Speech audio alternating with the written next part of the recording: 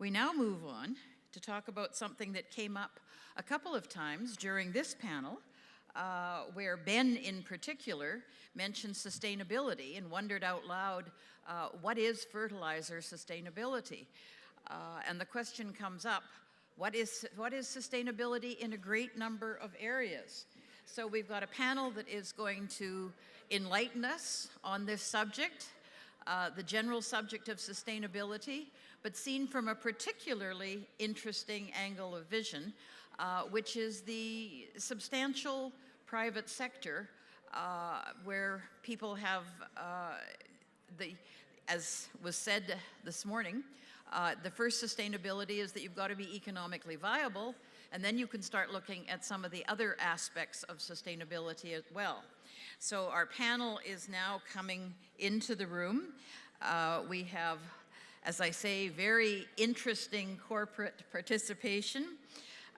Diane Holden, the Chief Sustainability Officer of Kellogg, Claire Stark, President of Fintrac, Kojo Amoo-Gottfried, who is from Cargill, and Dennis Schaffler, who is the Senior Manager of Elanco. So you've got really big corporate names. And they're going to be motivated and chivied and questioned by Ismail Serageldin, who is the founding librarian of the Library of Alexandria, former World Bank president. So you can say, well, what on earth does he know about either sustainability or the private sector? He knows about everything. It's quite astonishing. He is the Renaissance person of the 21st century. He has knowledge about architecture, Shakespeare, agriculture, ancient Arabic script, and there's even a fish in the coral reef of the Red Sea named after him because of his knowledge of underwater biology and underwater archaeology. So there's nothing he doesn't know about. So I have enormous faith. He took over the Library of Alexandria.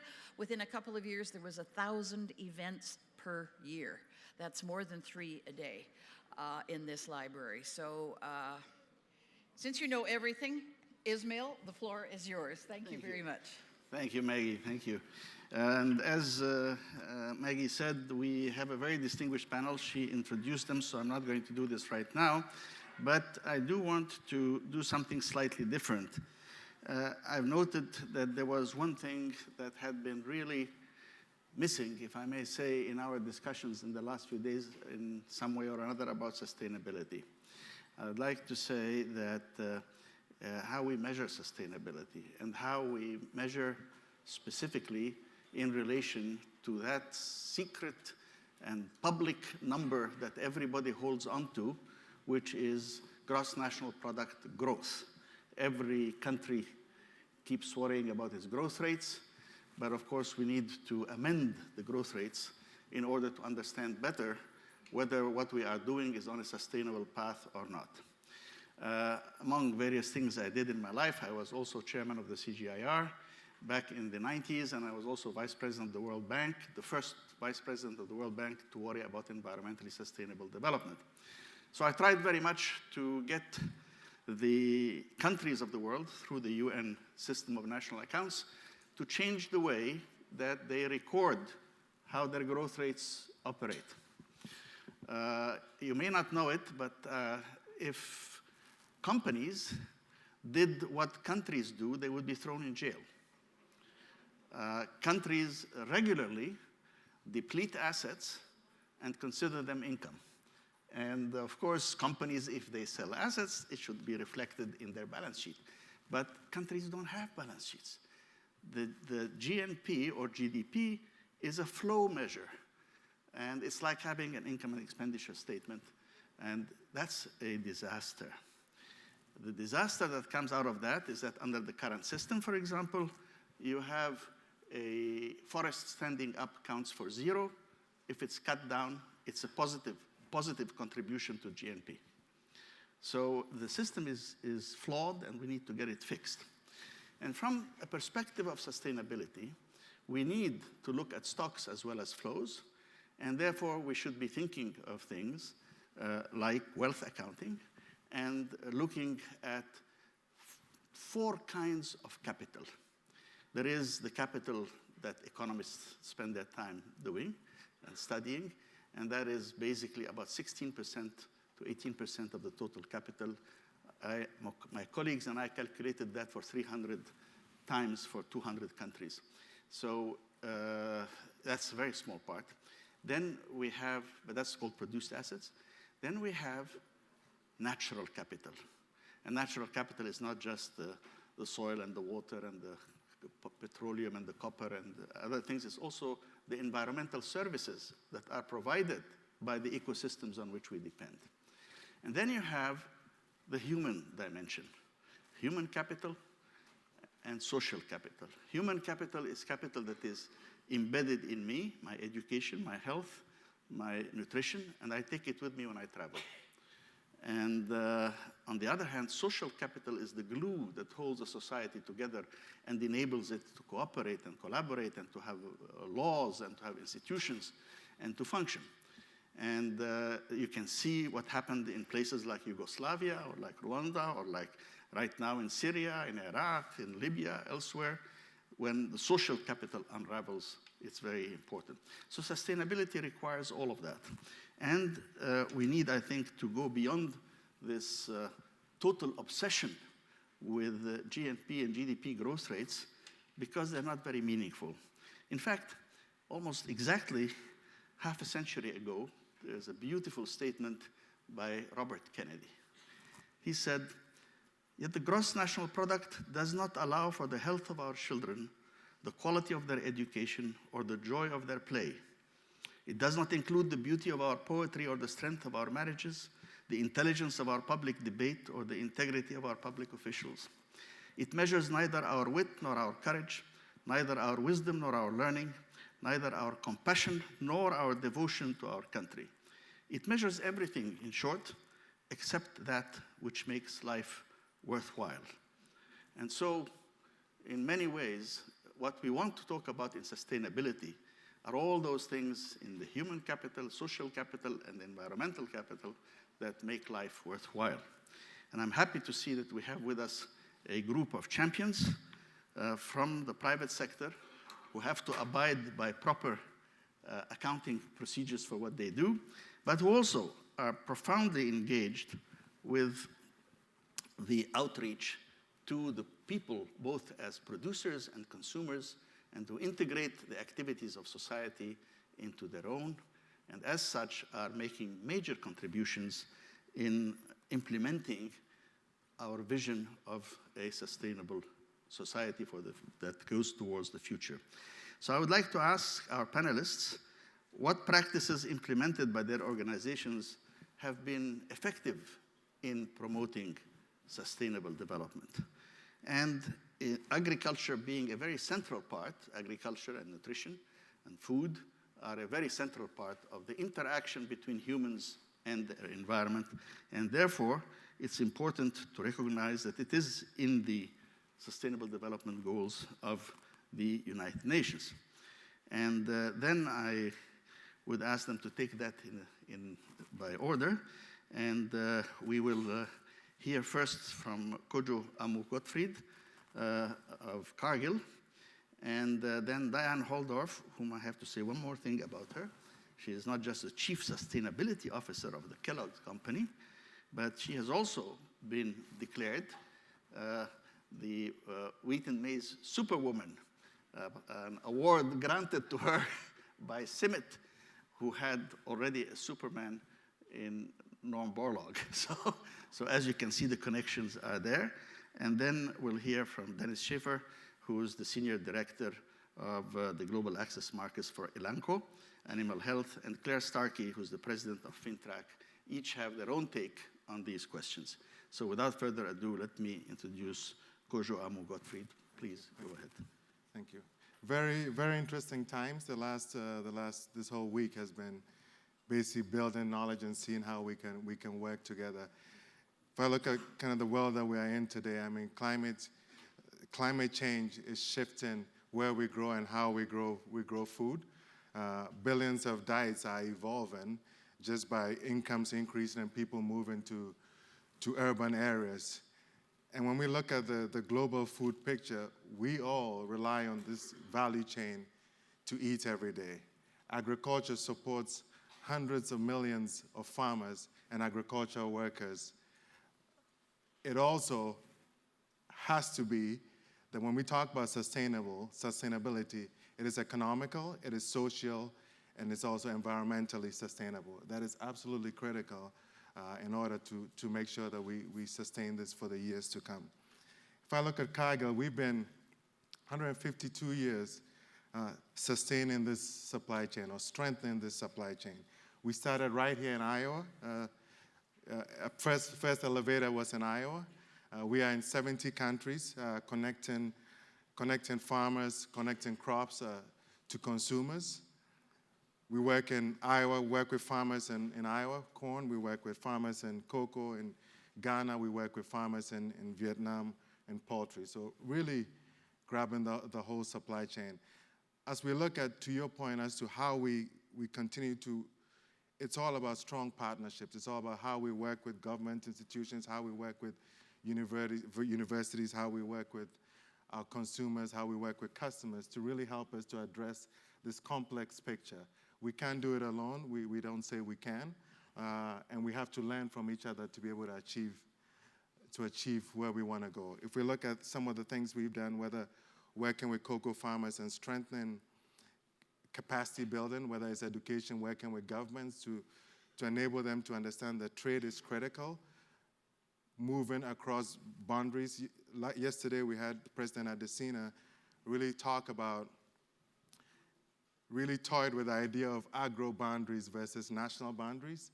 And I think if you look at this space, it's really critical that we look at boundaries and how they at times inhibit trade, and really making sure that we're all fighting with our policymakers to ensure that trade is extreme. We have no trade barriers and we can trade across. Being a Ghanaian and working in West Africa for Cargill numerous years ago, just being unable to sell from Ghana to Nigeria or being unable to move to the next country in Ivory Coast due to non-tariff barriers are all critical things that we really need to break away so we can actually feed Africa.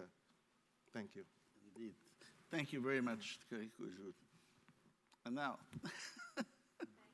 Thank you so much, Michelle. Thank you so much for having us here. It's wonderful to be on this panel with this esteemed group of colleagues and partners.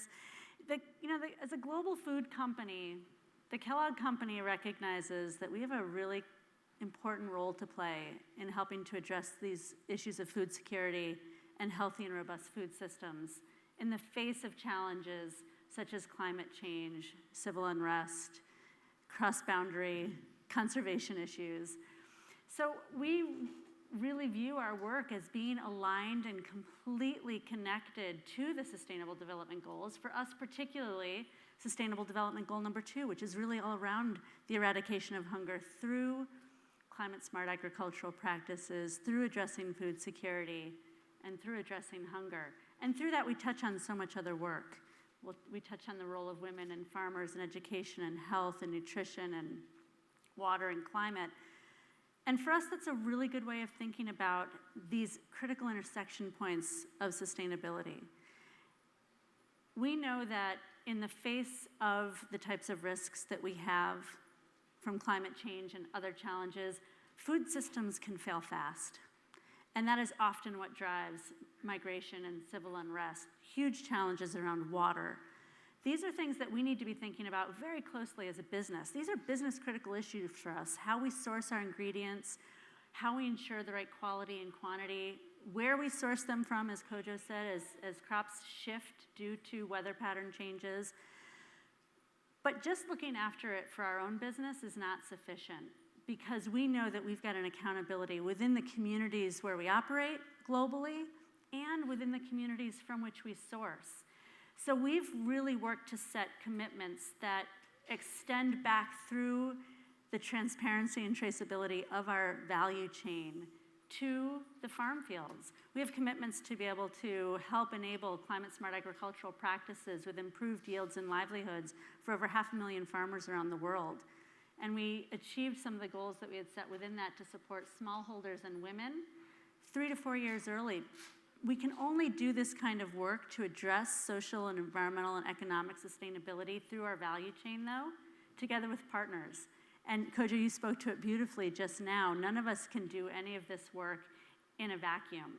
It requires policy engagement like we have here in Iowa in partnership with Walmart and Cargill and others in the Midwest Row Crop Collaborative, which leverages cross-state boundary capabilities that the USDA has put into place, like the Regional Conservation Partnership programs, as well as partners in Ghana, in Cote d'Ivoire, in Kojo, together again with Cargill and CARE and others. It's through that kind of work where we can really bring sustainable solutions to address the sustainability challenges that exist within our food systems. So looking forward to sharing more examples, but with that, I will pass on to our next speaker. Thank you very much, Diane. Let's move. Claire, Fintrac, go ahead. Okay. Fintrac actually it provides services to smallholder farmers. We work with actually a lot of you in this room.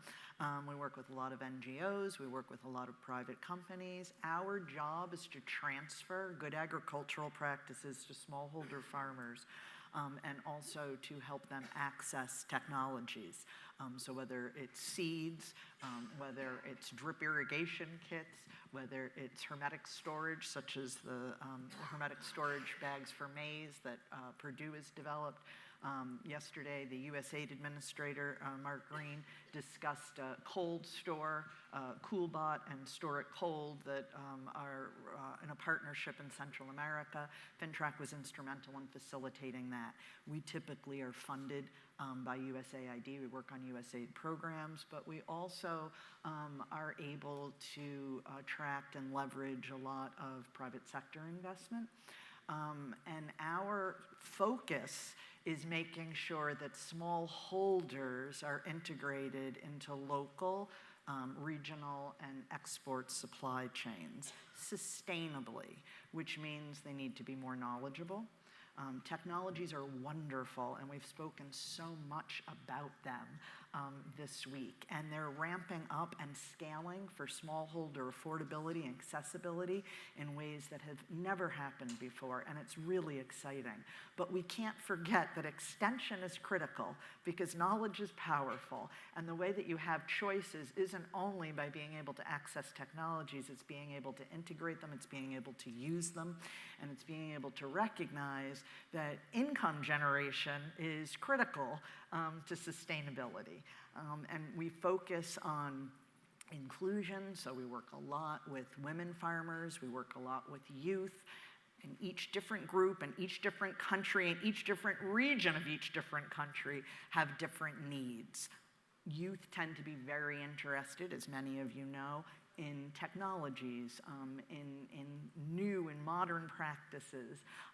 That doesn't necessarily mean that you're going to be taking poor youth and integrating them into large companies right away. It may be, they may be working with seedling nurseries. They might be leasing machinery. There are different kinds of soil testing applications that they can be working with. There's a lot of work for youth in sort of this new age of agriculture and some of these new basic technologies. For women, a lot of it is simply decreasing the drudgery that they currently are engaged in so that they can free up time for more income-generating activities. We work in Africa, we work in Southeast Asia, we work in Latin America, and we work across multiple value chains. So we're working with horticulture, we're working with maize, we're working with rice, and we're also working with dairy, fisheries, poultry. It doesn't mean that we're experts in all of that. We only have 300 people around the world working for us, but we work, again, in partnership with local NGOs, with international NGOs, with international and local companies, and we also measure what we do because it's one thing to talk about it. It's another thing to be able to say, this is what's working, and sometimes this is what's not working. So we always measure our impact, and we try to always report online, via networks like Farming First, via forums like this, and through all sorts of different methods of communication within the countries we work. We're always trying to share what we've learned the lessons that we've learned and the technologies. We don't invent technologies. We promote technologies that other people are inventing. But again, I would underscore that for us, the whole concept of good agricultural practices is critical, because good agricultural practices also incorporate environmental practices. We've integrated nutrition into everything that we do. It's very easy to integrate components of nutrition into the technology transfer and the training that we provide to smallholders in conjunction with all these partners. And we have, just because you can sort of sound a little too self-promotional, and that's not what I'm meaning to do, in conjunction with all these partners and in all these countries that we've worked, in the last 3 years, we've worked with 1.3 million smallholder farmers and have leveraged did I say 1.3 or 1.6? 1.6 million farmers and leveraged $1.3 billion in new sales. So it's not by doing anything other than working in conjunction with everybody else, but doing it in a systemized way and making sure that smallholders are going to be able to avail themselves of what is currently going on in the world in terms of sustainable agriculture. Thank you. Dennis, please. Thank you very much. So Elanco Animal Health is an innovation-driven global animal health company, been in existence for more than 60 years, and we operate in more than 70 affiliates around the globe. We are affiliated to Eli Lilly and Company, which is a multinational pharmaceutical company, been in existence for 142 years. Our vision is food and companionship enriching life. The innovation we provide applies to both livestock, meat, milk, and eggs, as well as the human companion animal bond, which is dogs and cats. So if we look at sustainability, I think the key piece here is animal care and the impact that animal care has on sustainability. This is something that's very important to our primary producers, the farmers, but it's very important to consumers, because there's a lot of inquiries from consumers around how animals raised, how is food produced. From consumer-facing brands as well as stakeholders are asking about how is food produced. If you look at our organization, in 2009, internally, across more than 6,000 employees, we focused on enough, safe, affordable, and wholesome food. Our cause is enough. If you go to enoughmovement.com, you can find out more information about it. So it was around food security initially that was launched. And then as the United Nations Food and Agriculture Organization launched their 17 Sustainable Development Goals, we saw that there was common goals around 6 of their SDGs. And we have a One Health platform that covers those 6 goals. And that platform is obviously starts with animal welfare and well-being, a healthy animal, and then transitions into dietary meat, milks, and eggs for a healthy human, and then obviously planetary health. So I think a lot of times people don't realize when you think about food waste, a lot of food waste is not that wilting salad that you see in the refrigerator at home, but it's about how many of those baby chicks become adults and become chicken. How many of those young bull calves and how many of those young heifer calves become adult animals and able to produce? How many of these animals succumb to disease and we lose? And that's our cause. The Enough movement plus One Health. That's what we do in our business every single day. I think the challenges we face, though, however, is that we are seeing with certain affluent consumers in insulated developed countries that the demands are different to what conventional production looks like. I'll give an example. Chickens raised without antibiotics versus conventional chickens. When chickens are raised without antibiotics, those chickens there's unintended consequences and costs that they suffer because of the fact that they have higher clinical disease. As a result of that, important antibiotics, critically important in human medicine, are used to try to minimize the disease. That can have unintended consequences like increased antimicrobial resistance. Plus, let's look at the welfare issue that these animals suffer. They suffer higher clinical mortality. They therefore consume more feed, more water. They produce litter, but they might not reach marketing age. And I can give you numerous examples of this where labeling around a clean label or an absence label produced without antibiotics has a significant effect on animal welfare and therefore on sustainability. If you look at a dairy farmer, he starts off with a heifer calf, and when she produces her first milk 2.5 years later, it's a tremendous pain if he loses that animal. Imagine if there was a 15 to 20% death loss.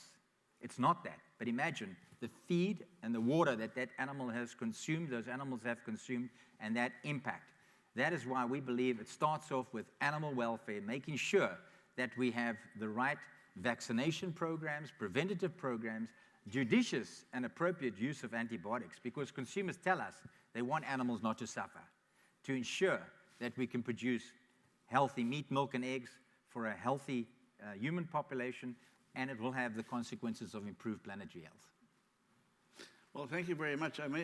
Perhaps you've all spoken about the wonderful things that you are doing. I would like to perhaps pose a different question, and we may or may not take it in the same order. What are the primary obstacles that you are meeting in the field when you're trying to reach out to the farmers and transform what they do? Where are the primary obstacles that you feel prevent you or at least obstruct your ability to get the job done? Diane, you want to start? Go ahead. I'm happy to start.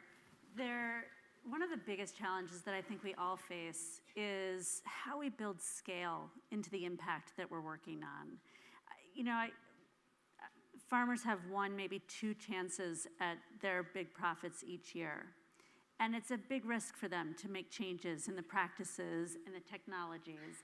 So they have to really build up a level of trust with their advisors, their agronomic partners, the other stakeholders, to understand that changes that might be being proposed that might really be beneficial from a yield standpoint, a seed standpoint, a storage standpoint, will truly pay out for them.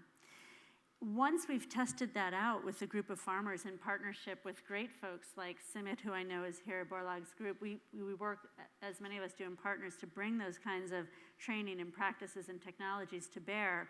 How we then scale that with speed across not just a mill shed, but a global value chain is hugely challenging, because the issues are different between corn here in Iowa, maize in India, maize in Mexico, or in Australia even. So identifying where those opportunities and needs are, understanding what are the right kinds of changes that will be financially beneficial, environmentally beneficial, and socially beneficial for those communities, requires a bit of flex and input that then we need to bring speed to. So how we get to scale and impact is something I still think we've got a big opportunity to work together on. Yes, indeed. And let me turn to Kojo now, because our laureate, Akin Adesina, pointed out that he thought political boundaries were lines that crossed ecological zones. But I think you and I know, working in parts of West Africa, that you can have trucks held up for days on end in trying to cross that fictitious line and other such obstacles. So in your experience, where do you see the primary obstacles to your ability to take to scale the best practices that you have been able to identify? I see it. So I'll give an example kind of based on the US, and I think there is the fear that we get complacent in the food production, right? We look at the last 5 years has been very, very good in terms of global production. So there's a piece where we need to really be sure that as a group that we're not getting complacent, because demand is still growing, right? And if there's a shortfall in global production, we just go back to really bad places. So I think that's one on the scale. If I look at the farmer or the small scale farmer, working with them in Africa and India, it's all about giving them market access. It's all about a farmer waking up with all the hard toil to make sure that they're going to be paid when they deliver the grain or the cocoa, and it's not going to be 3 weeks, it's not going to be 4 weeks or never. So I think that's one, building trust with the farmer and really making sure they are paid on time is really critical. So one of the things we do in cocoa is once the cocoa sack hits the weigh bridge, and technologies enhance all that, hits the weigh bridge, the farmer quickly gets paid and he sees it or she sees it on her phone. And that builds trust. They can go back and continue to work and make sure that that part of the supply chain is strengthened. Then you can come with all your best practices, growing, and then supply chain, vessels, dealing with government. But I think it's, to your point, it's a holistic approach, making sure the farmer trusts, making sure the governments also understand what the big picture is. Indeed, indeed. And Claire, have you had, everything from packaging, because there's also in that whole supply chain, we know about post-harvest losses for farmers throughout parts of Africa can be very significant. Well, I think part of the thing is really understanding your consumer. In the case of smallholders, they're very risk adverse. So what we found in Kenya, for example, is where they were most interested in trying new technologies were post-harvest, because then at least they had their crop in hand. They weren't as interested in trying new seeds. That doesn't mean that they won't be interested in trying new seeds, but it does mean you need to start at a place that's more comfortable for them. And so if we start with demonstrating on a lead farm, it can be a very small farm, but a lead farm, a farmer in a community, and they can demonstrate that a post-harvest technology has actually saved them from loss, then other farmers will in fact start replicating that. Once that credibility is built up and there's a sustainable supply chain that's working, they're more than willing to try other things, but they need to be affordable, they need to be accessible, and everything needs to really be tailored to the consumers in that particular country or that particular region of that country, which also means needing to work very closely with local agribusinesses and local investors who, again, tend to know their consumers better than sort of, the international companies without that connection. I don't think anymore that anybody is really working in that kind of a siloed vacuum. I mean, I think everybody, again, we've been talking this whole week about technologies, we've been talking about partnerships, and I do think that that is what's happening, and as long as you can measure where that's working, it's much easier to replicate. And we're doing a lot, I think, in terms of scaling affordable, accessible technologies for smallholders as a group. We're doing a better job than we used to do. Okay, Dennis, you spoke to me earlier about free trade.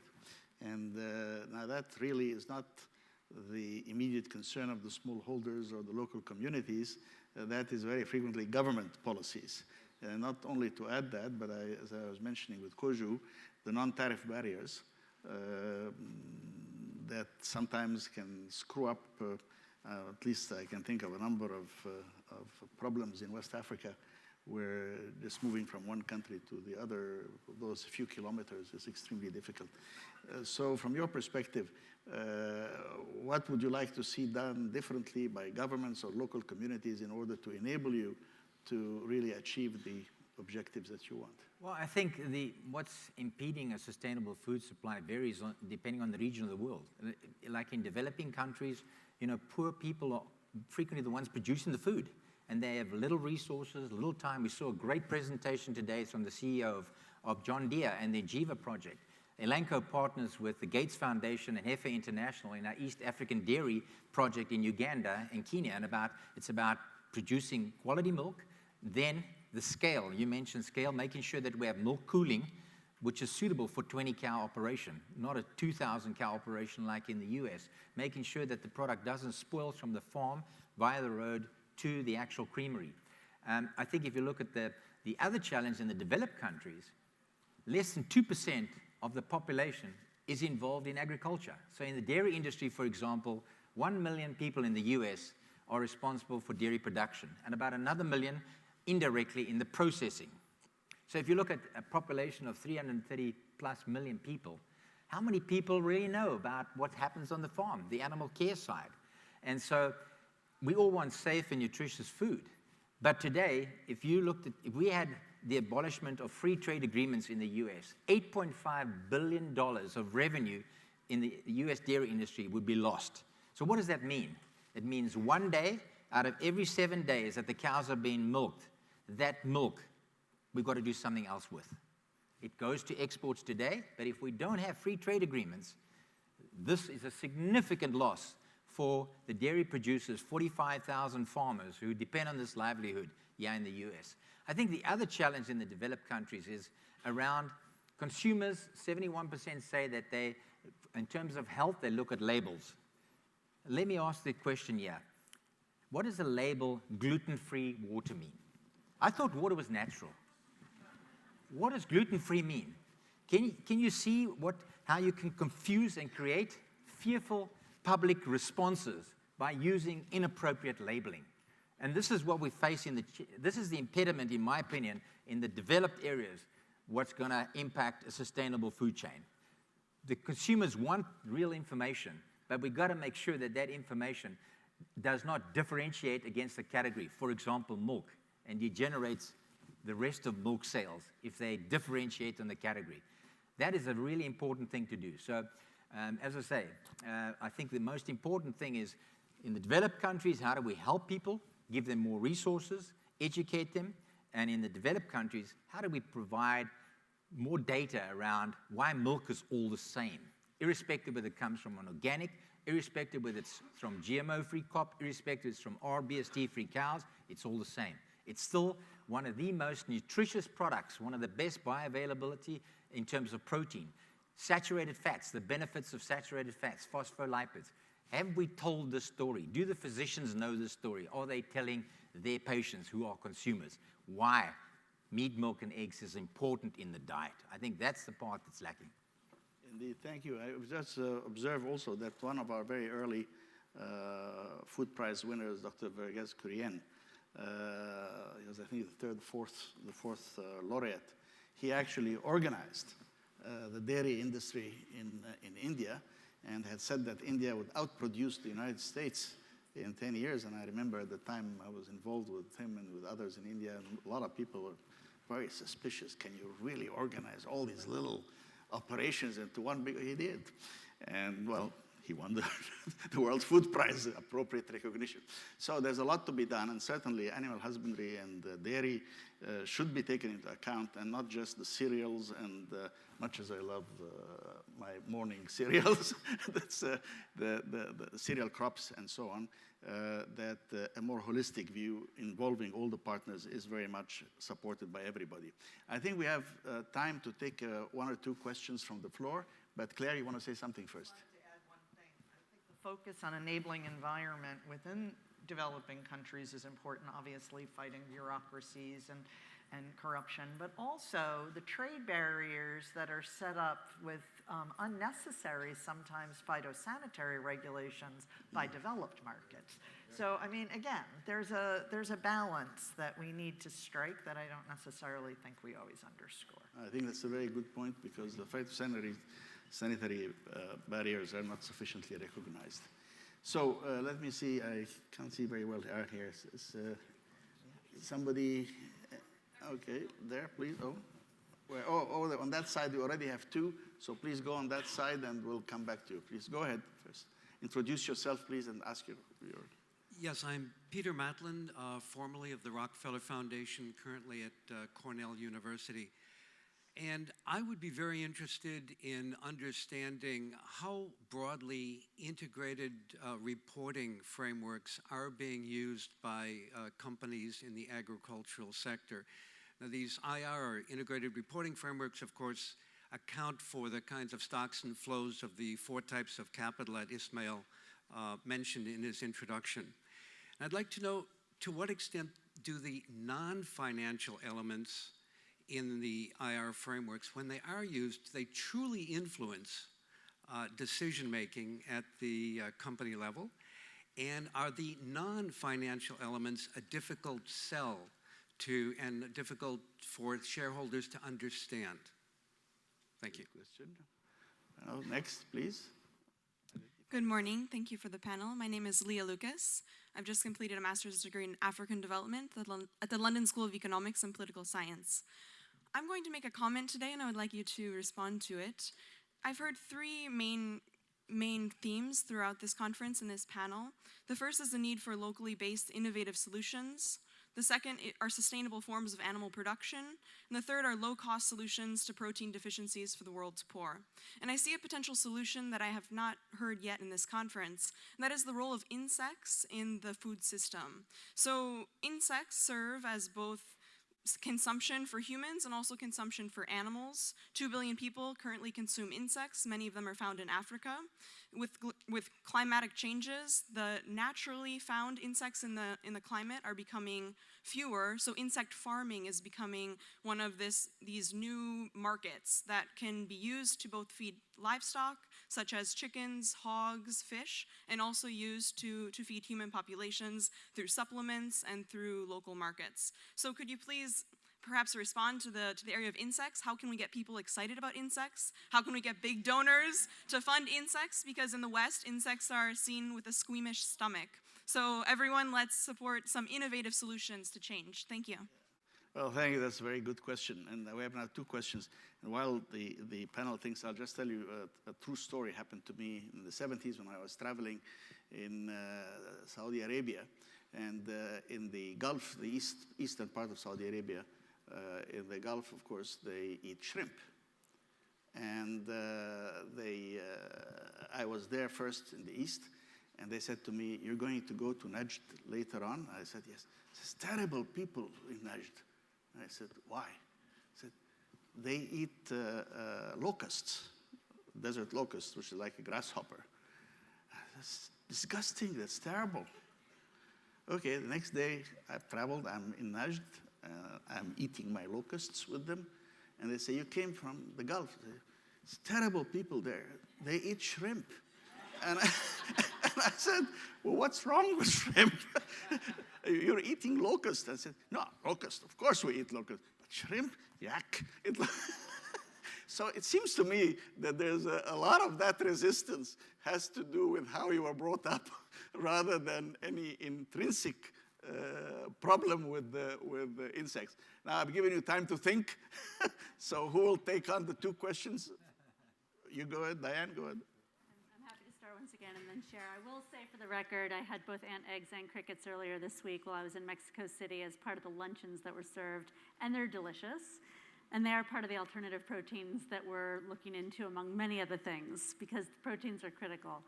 But let me take on the integrated reporting question. As a publicly traded company who does financial reporting and corporate responsibility reporting, we have a long heritage of transparency in both. We publish annually against our progress. We publish within the corporate responsibility arena against the GRI indices, specifically for food, and really ensure that as much as what we can share is not just credible, fact-based, and quantified, but also transparent and publicly available. We have a significant amount of information on our own website, and we actually have consumer-facing engaging websites such as openforbreakfast.com, where we touch on so many of these issues. But what we have begun to do more is integrate this into our financial reporting. So we do not yet have integrated financial reporting full stop. We started several years ago, in fact, when we made our first science-based commitments to address climate change and greenhouse gas emissions at COP21 out through 2050, with our commitments to reduce our own Scope 1 and Scope 2 greenhouse gas emissions 65%, and our Scope 3 emissions 50% aligned to the NRDCs that were being issued there, that we would begin to integrate more of that into our financial reporting. And just this year, in fact, we went beyond just our annual report and began incorporating quantitative progress in our 10Ks and 10Qs. So I think we're seeing increasing numbers of companies move this direction. We're certainly paying attention to it. It is frequently on the agenda with our shareholders, and I'm often in shareholder conversations with others on these issues. And the qualitative pieces are also part of performance appraisals and end-of-year assessments for leaders across the scale of the company, integrated into how they're delivering for the business. So I'll stop there. Could talk on for much longer, but we'll give some space to others. We have limited time, I know. Kojo, you want to add something? We also address it in our annual reports, and we just released our COCO report, look at indeed kind of the milestones, because with all this, to ensure transparency and to ensure that the consumers, to your point, consumers understand what the growers doing and all the work that's happening in the field, showing that indeed cocoa yields have gone up 40% is very critical. Farmer productivity, really showcasing all these. We're a private company, but indeed in our annual reports, we also talk about what we're doing with climate change, and we are tracking that because we as a company do believe that it's being responsible. Our purpose is to globally nourish the world in a safe, responsible, and sustainable way, and we really believe it. The family members really believe that this needs to happen. So for our benefits and just for our customers, we do track this. We track it to make sure we can showcase our work. And it also helps getting partners on board to leverage what you've already done. Okay, let's take one last question from here because we are very pressed for time, but please, from this side, please, somebody. Hello. Yeah. Thanks very much. I'm John Magny from Opportunity International. We're a financing institution across Africa who finance smallholder farmers. I think there's three things that worry us about the farmers that we're financing. The first thing is that we do recognize, and I think we all recognize, that their productivity is in this low band area, maybe 20 or 40% of potential. The other bad thing that we identify is that the incomes going to these households, and they're sort of sitting in this $1.50, $2.50 range, they are losing more than 50% of their annualized income to income smoothing strategies that they adopt, which means that even when they have the potential of earning, they actually lose that money because they resort to forward selling, side selling, money lending, etc. So this is a very big challenge. And the third thing, of course, is that we've been talking about this week is to do with the post-harvest losses that are going on. So we have three things which are pulling it down. But by the way, they then give us the opportunity for some level of sustainability. Obviously, we can increase yields. I think we need to focus more on household cash flow in rural households. You know, if you're in a country like Malawi where you're getting one income a year, one opportunity to get income, to survive for 12 months is the real hardship for those households. So I see a lot of finance going into increase in productivity. I think we need to be looking at household cash flow because, by the way, we can save rural households money.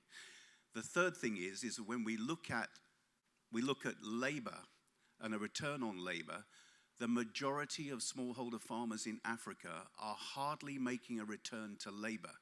And if they don't make profit over and above a return to labor, they have nothing to reinvest in their businesses.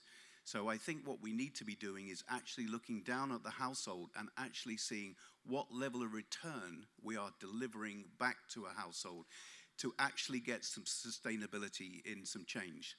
Sorry, I've got one more thing I want to say. It's okay. The productivity, I think by the way, you know, I have seen fantastic increases in productivity in the cocoa value chains in West Africa. Yes. The challenge is that the global price for cocoa has collapsed.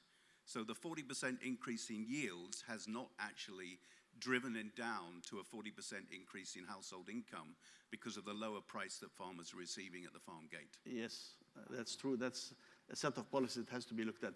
I'm sorry, but we are really running out of time, and I'll give a brief word to Claire on this question of going down to the household finance. So looking at the household finance flows, like we do in microfinance projects and the impacts of microloans, et cetera.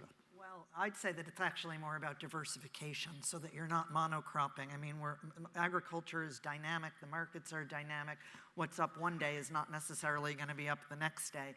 And so you want to be able to have a certain element of self-financing as well as access to credit, which would mean that what you'd want to be doing is being more productive. For example, if you're a maize farmer, you want to be more productive in your maize so that you can free up more of your area for horticulture. And you want to be able to have some surplus. You want to be able to do your post-harvest storage so that you're not always selling at the lowest time of the year when everybody else is. And you want to be able to combine those things so that actually it makes more sense. And you're going to have dairy, you're going to have livestock. I mean, we shouldn't have one thing going on for any farmer. In the complex agroeconomy of and the ecology of the small holder farm. I wish we could have more time, but we have heard from 4 distinguished representatives of how the private sector works and tries to include the excluded and make sure that we approach the task of production and feeding and nutrition of the world in a way that will promote sustainability. There are obstacles, of course, but that's just to get us more involved, I think, not less. And to the young people who are here, I will quote a great lady, Eleanor Roosevelt, who said, "The future belongs to those who believe in the beauty of their dreams." And Norm Borlaug really showed us this. So ask you all to join me in thanking the panel, and we can move on.